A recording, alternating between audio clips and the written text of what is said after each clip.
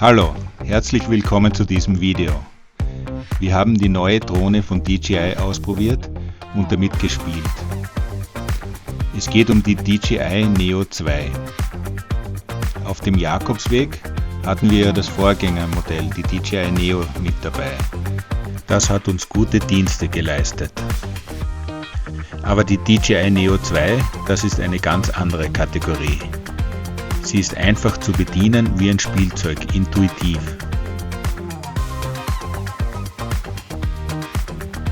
Die Gestensteuerung hatten wir ja zuerst nicht richtig ernst genommen, aber die ist einfach der Hammer, extrem praktisch.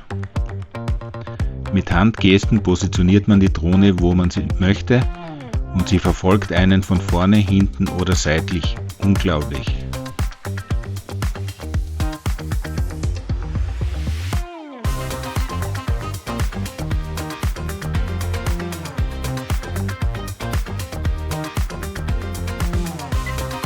Oder man positioniert sie an den Straßenrand und sie dreht sich mit, während man an ihr vorbeigeht.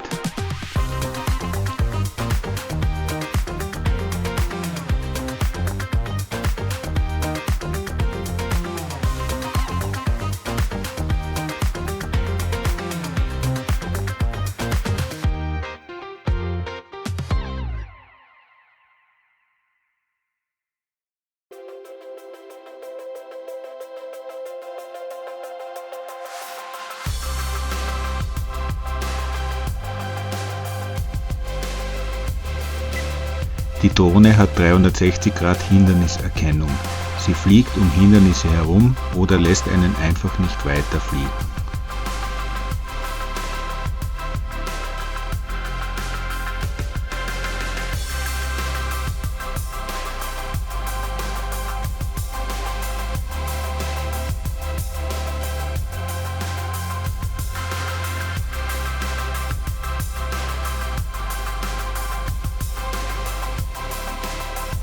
Sie ist wie ein dritter Kameramann. Und das meine ich ganz ernst. Die Aufnahmequalität ist gigantisch. 4K bei 60 Frames in der Sekunde.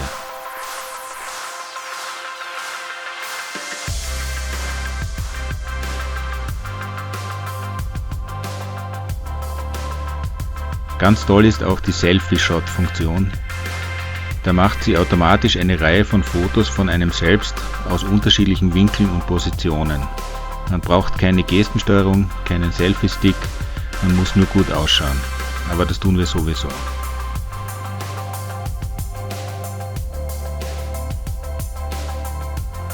Natürlich kann man die Drohne auch fernsteuern. Bis wir das derzeit ausverkaufte Funkmodul haben, geht das leider nur mit dem Smartphone. Danach geht es mit einer Fernsteuerung, was flüssigere Bewegungen zulässt.